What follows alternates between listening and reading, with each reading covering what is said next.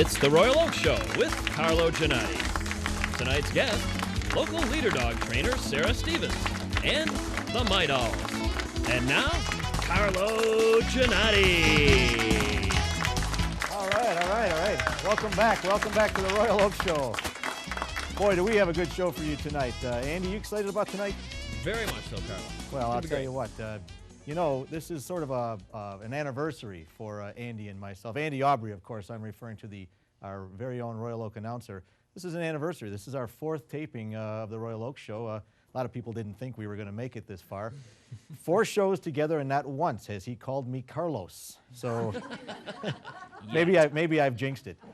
Well, we've got an action-packed show tonight, so I don't want to take any more time out from our guests.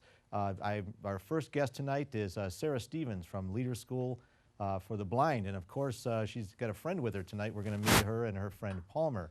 And then after a quick break, we're going to come back with some of the coolest moms in town. No offense to my mom.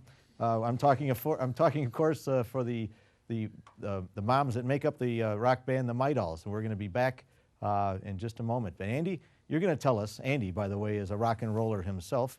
And he's going to tell us a little bit about some of the things that are happening in and around this great city of Royal Oak. Andy, it's all yours. Well, thank you, Carlo. And orders lasagna, Carlo Ginotti. All right, thank you very much, Andy. I'm one of those people that are thinking spring right now. Those single-digit temperatures are starting to get to this old bones of mine. So, ladies and gentlemen, our first guest tonight, I'm very excited to introduce to you Sarah Stevens and her friend Palmer. Sarah is, of course, a trainer with the Leader School for the Blind. Boy, did I mess that up, but I'm going to let her explain to you better. Sarah and Palmer. Thank you very much. Hi, Palmer. You know, Sarah, I said it correctly the first time, and I have to apologize. You, of course, are a trainer from the Leader Dogs for the Blind. Correct. Now, Sarah is a Royal Oak resident, of course, too, as one of the great things about this program and about our community. Sarah, how long have you been involved with training? I've actually started a little training in college when I was doing an internship at Virginia's Aquarium, but officially with Leader Dogs, I've been there for about a year and a half now. And what got you involved? I mean, what made you go in this direction? I've always been really passionate about animals, growing up with pets of my own like many people do. Fell in love with horseback riding and decided I wanted to be a veterinarian when I was in high school. So I worked at a veterinarian hospital and a clinic and realized it wasn't quite what I wanted. But I went to college thinking vet school and then fell in love with animal behavior and neurobiology and changed my major to training. Ooh. I think he licks your floor. He doesn't look nervous at all, does he? I'll tell you. No, it's a little jittery. He's been here for quite a while, and he's pretty well behaved. Yeah. What is Palmer? What breed? He is a male yellow lab, purebred. So. And he's very well behaved. How old is Palmer? He's just over a year, probably about a year and 4 months. Okay. Now, Sarah, you mentioned that you're you started down the road of animal behavior. What is it? Obviously, it's training animals or understanding their behavior. Yep. And different animals, behave differently. Zoological animals obviously behave a little differently than your domestic dogs and cats. But in college, you get a general an overview of that. And then at the school itself, there's an apprenticeship program which teaches you more specifically, obviously, about dog animal behaviors and how they can help people and what characteristics make them really good guide dogs. So. Well, let me get right into it then. There may not be a lot of people who know. Obviously, you're a Royal Oak resident and you live here in Royal Oak, but you work for the school, and the school is in Rochester, correct? Correct. And when we were talking the other day, I was amazed to find out that it's only one of 13 schools in the entire country. Is that correct? Mm-hmm. Oh. It's one of the larger ones, too, definitely founded by the Lions Club, but it's the only one in Michigan for sure. And how long, let me start with the animals themselves. Palmer is a particular breed. Do you look for a particular breed or more characteristics in the animals or the dogs that come to you? Characteristics and temperament are the most important. Dogs who are well-mannered and can have patience and gentleness and lovingness about them. We usually find that, though, in golden retrievers and Labradors and also German Shepherds. However, we do have a couple poodles in the program, You have poodles? Yep, we do. For people Really? who have allergies, they're hypoallergenic, so it's definitely an option for those people. And also some collies as well. So. Now, when you bring an animal in and you determine that he or she is correct, there is no particular sex, right? Male or female? It can be male or female. And you determine that the animal is correct. Tell us a little bit about the program. How long is the program before the animal is actually paired with a student? The animals come in originally either by donation or from our breeding program, and it's a quick evaluation just to see how they react to traffic and stares and obedience commands. If they're accepted into the program, they go into a formal training period of 4 months where they learn the basic commands, travel to different cities, and then after that they're graduated and paired with a student, which is also another month-long process. Now, I know this sounds strange, but is there a screening process, if you will, for the prospective students that would like to be paired with a dog? There is. Any visually impaired person has to apply to the school, also send a videotape of their home environment, their working conditions, and whether or not they'll be able to support their new partner. We also have some field representatives who can go to their local home and interview them one-on-one. Then a committee can determine whether they think they're acceptable for the program or not. So. Well, what I find is fascinating, and again, doing a little research before you came on and talking to you yesterday, when you pair an animal up with a student, somebody who is visually impaired, it's a pair for life. It is. Do you keep in touch with these people after you pair them up with an animal? Oh, you do. The students come and live at the facility. He's taking right over there. He's just relaxing. He's not going to want to leave. He can stick around if he'd like. Yeah. So I didn't mean to interrupt. You do keep. No, it's okay. The students come and stay at the school for about 26 days, and the trainers work with them one-on-one with their new partner. And after that 26 days of living there and bonding with the students, you get to build friendships. And so they do keep in touch, especially the good times and the good memories that you hear. Well, good. So. Sarah, when we come back from a quick break, we're going to talk about some of the things that you find interesting about that job and some of the things that keep you coming back. In the meantime, ladies and gentlemen, stay tuned. Don't touch that dial. We're going to be back with Sarah Stevens in just a moment. And Palmer. Okay, welcome back to the Royal Oaks Show. For those of you who just tuned in, we're talking with Sarah Stevens and her four-legged friend Palmer here. Sarah, before we took a break, we were talking a little bit about some of the training that the dogs go through. And when you pair a student up with a dog, there's a training period that goes along with the new couple, if you will. Is that correct? What do you do to make the dogs used to the students and the students used to the dogs? It's an interesting break-in period, what we call it, but basically we teach the students just what we taught the dogs, how to find curbs, locate things like doors and stairs, and avoid obstacles. The difference between a guide dog and cane travel with the blind student is with cane travel, the person's expected to hit an obstacle, identify, and it takes a lot of time. With a guide dog, the main point is that a blind person will never have to worry about running into anything but can get to their place smoothly and effectively. So it's probably impossible to have a dog trained for every circumstance, but you try to give them as broad a circumstance like going upstairs or an elevator or an escalator. You try to give them a broad range of experience? Yep, we start their basic instruction in Rochester, just working on the streets, the busy locals, going to local stores. But as they progress in their training, we'll take them to places like Detroit or Royal Oak, Birmingham, malls, any place that a normal everyday person would go. And then we try and customize it to each student. If they do a lot of country travel, they live out somewhere on dirt roads, we make sure the dogs are exposed to such environments. Make it an easy transition for them.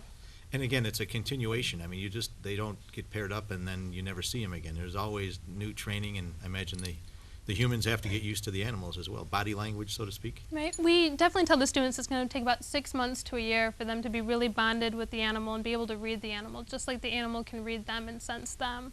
And after that, though, once they got that down, it's about 7 to 10 years of a good working life. So it's definitely worth all the effort they put into it. What are some of the most rewarding things about your job? I mean, other than being very interesting and everything else, there must be something that keeps you coming back. What is that? I think what's most rewarding is most people don't get to see the benefits or fruits of what they do. In 26 days, I get to see a blind person come in, get their new dog, and in 26 days see them leave more successful and happier and able to travel more effectively and independently, and that just keeps you going every time. Well, that's got to be very rewarding, and I would imagine that you've heard stories and you've kept in contact with some of the people that have left with a dog. Is it truly a lifeline for these people? Is it truly a new beginning for some of these people when they have a dog? And there's people who are totally blind, and have to go everywhere with somebody, a partner, a family, a friend, or are scared to go by themselves. With a dog, they feel like they can take that challenge and have courage and do it all on their own. And you get those letters or those pictures or those postcards, and it makes all the difference in the world.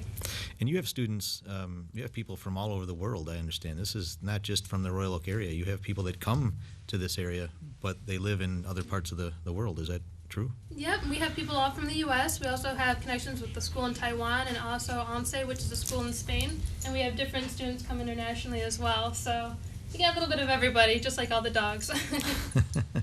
And just a couple more questions. When you bring a dog in, do you kind of get attached to him? I mean, between you and me. You do, and you hate to say it, but you definitely have favorites. Dogs who have character and personality, just like this one who can't sit still. But again, when you see the student and you see the turnover process and you see them bond, you see how happy the dog makes them, it's a little easier to let go. So. I know that sometimes when you run into the sight impaired and their animal, there's a tendency to come over and touch their dog, but these guys are actually, they're working. I mean, so they're not really somebody's pet. Is it kind of a faux pas to go over and scratch the dog when you see him? It is. We always ask that you ask the person, the master or the student, if it's permission to pet the dog, just because any distraction could take them away from what they're supposed to be doing. But most students who have a dog are excited to share, their new friend and their lifeline with somebody else. So never be afraid to ask. Well, thank you very much, Sarah. And I'm happy that you brought Palmer. Ladies and gentlemen, don't touch that dial. We're going to be back in just a moment with the Mydols. And thank you very much.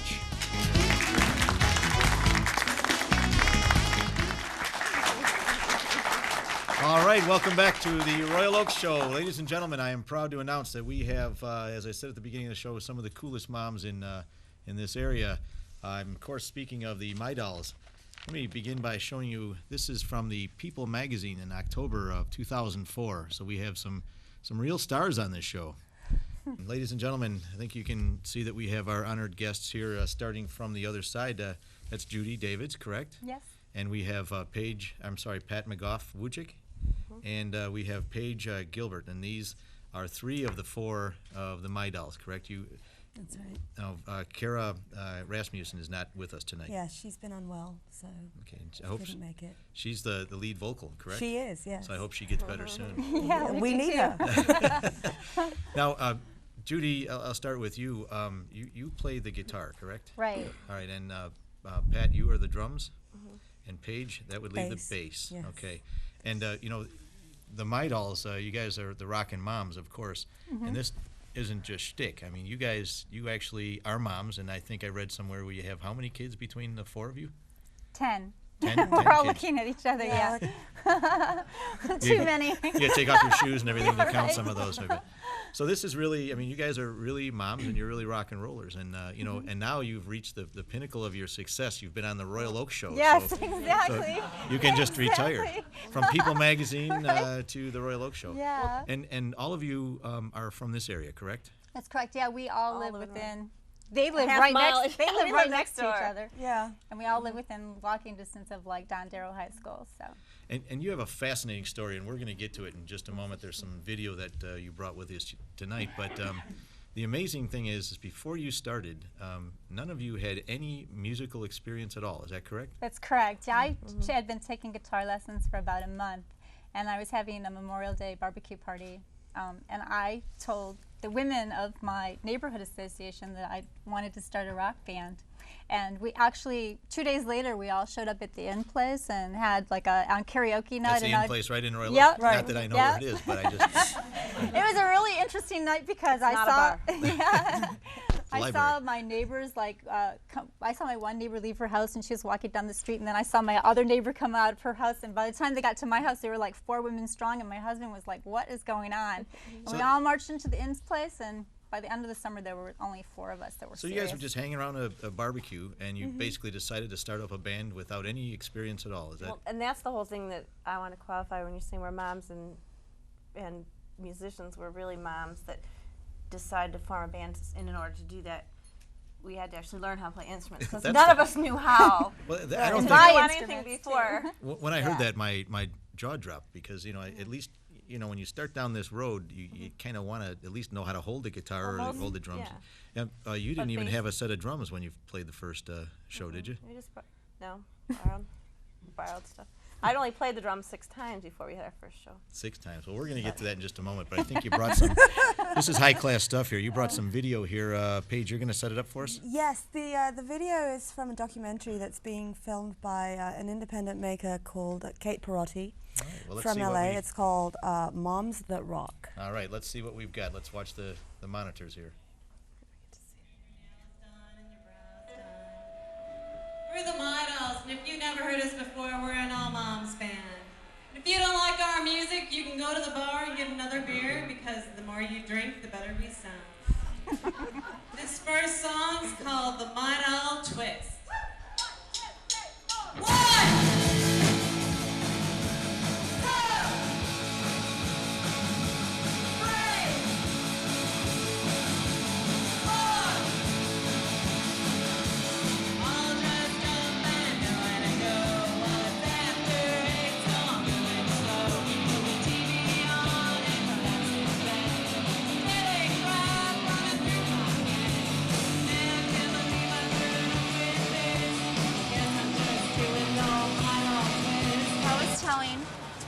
The other women how I started taking guitar lessons because Jack White of the band White Stripes had come and performed at my kids' school and talked a little bit to them about songwriting, and he made it look so easy.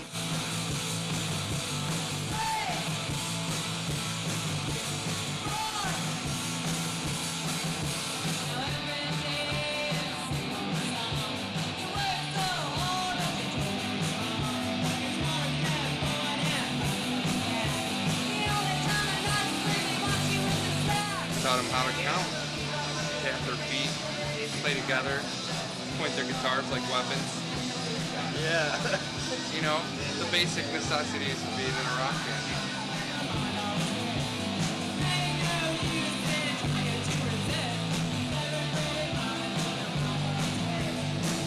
We are the world's laziest band, I have to admit. It'd be nice to even be played like on the, the homeboy shows on the local rock stations. We've got the all-mom group in studio, 2 out of the 4, Judy and Paige. They call themselves the Mydols. They're from Detroit. We've had Judy on the show a ton of times. It stretches for me to be like in a hip-hop band. Well, you must be able to play something, because we've actually played Merry Friggin' Christmas on the show, and Eminem's producer showed a little interest. And what's the deal with that, Judy? So where is that now? Because he wants to do a full-fledged album. Yeah.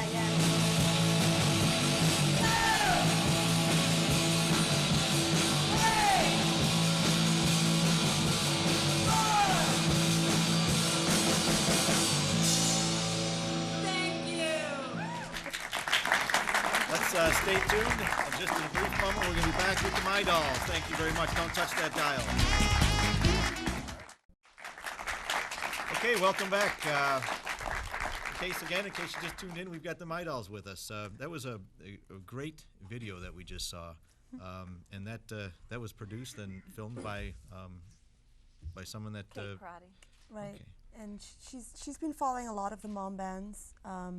Since an article came out in the Wall Street Journal in the summer of 2004, and I think people realized suddenly that there were more than just a couple bands. There were little, mom rock bands popping up all over. She decided that mom rock could be a genre of music as opposed to just a little, like a couple moms here and there. And the more she searched, the more she found, and she decided to document the beginning of a movement, she hopes. Yeah. Well, I hope so too. I mean, I have to admit. It's not all about us, all right? There's some other bands in there. It's just this little crop, especially. Well, as far as we're concerned, it's all about you. I have to admit, I mean, you guys started in 2002, and you've been probably all over the country, and you've performed at places.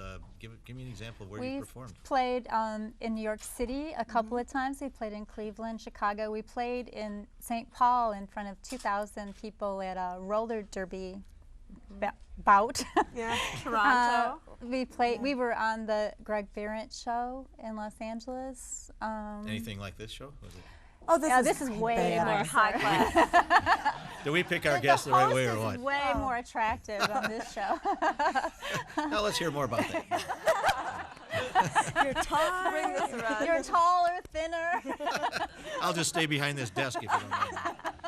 But no, you guys have been all over the place, and Yeah. and I still can't, get through my mind that you up till 4 years ago you haven't even picked up an instrument. You sound pretty No. darn good on this. Oh, thanks. Of course, Well, you've had a lot of experience since then too. I think the most amazing thing is we were actually nominated for a Detroit Music Award. Yeah, I wanted to get into that. When I asked you, we might as well do it right now.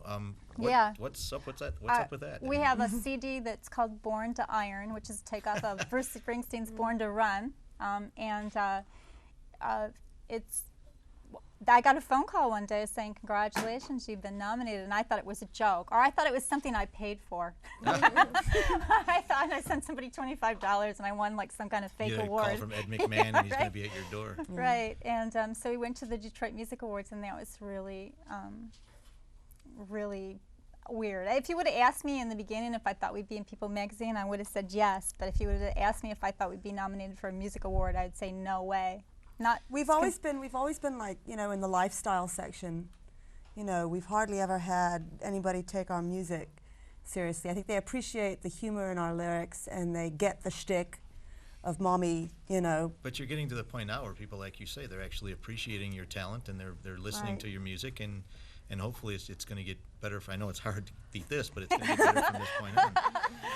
This could be it. We might never play again. Well, you might just have to retire. Let me ask you this question: when you're starting down this road, 2002, you learn the instruments, and all of a sudden you're up on the stage and wherever you're performing. Did there come a point where you looked at one another and without saying a word, you said, This is we've really got something here. I mean, did that point ever come? No. It still hasn't come yet? We're still like, wake up, Yeah. So you're still at the point now where you're just having fun then? Yeah, well, basically. we thought, I never honestly ever thought we'd play in front of people, and literally 6 weeks after I ever held drumsticks in my hand, we played for a bunch of family and friends at the YMCA. We rented a room to do that. And our first real playing in front of other people was only 2 weeks later. And I think that our biggest, most exciting thing that happened locally to us is that when Judy's favorite band, the Super Suckers, came in from Seattle, and they're friends and they know Judy, but they called and asked us to open for them, and we didn't ask them, we didn't bring it up, but they called and they said they listened to our stuff and they would like us to open for them. Right. And that I think meant the most to us, maybe, of one of the things that has happened. It's about 400 people there, and it was very, to have a band that you admire ask you to open for them was a great honor, even though no one's ever heard of them. Well, now you're going to be even famous. Now you've been here. Right. Do you ever still get nervous, or you look back and you say, well, what are we doing? Where are we going? Or are you pretty driven? I know I talked to you yesterday, Judy, and you seem to have a pretty focused goal. I don't ever really get nervous. Do you guys get nervous? I used to get nervous before a show, but I think that's a bad thing, actually, is that I don't get nervous anymore. I don't want to get to the point where it's like, another show. We're not worried enough about perfection to be nervous. Yeah. Can I mention your website then? Sure. Mydols.com, MYDOLS.com. Yep. And if you promise to come back next time, we'll hopefully get all your autographs and we'll do a bunch of good things. Sounds great. Thank you very much for coming. And ladies and gentlemen, the Mydols, thank you very much for coming tonight.